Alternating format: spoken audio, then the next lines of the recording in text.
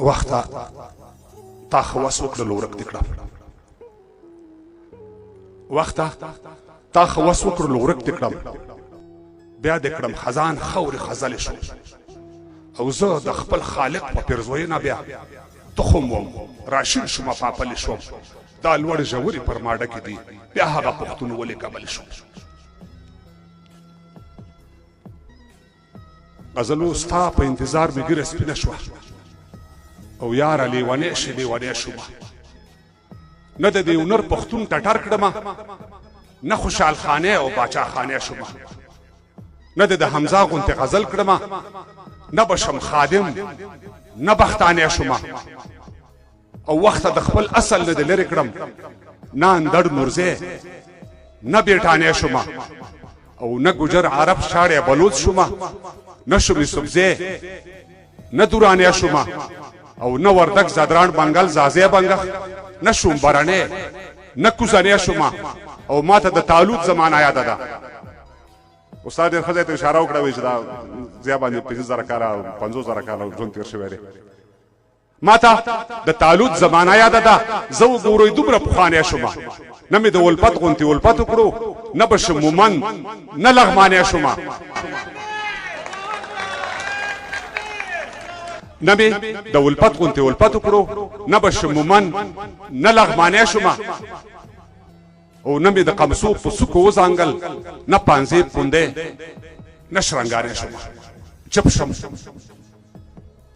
چپ شم که ووایم ستا پر نوم کتاب اړوم د معاصر تاریخ د نیمه پیړۍ باب اړوم لکه یعقوب په سترګو ړوند شلو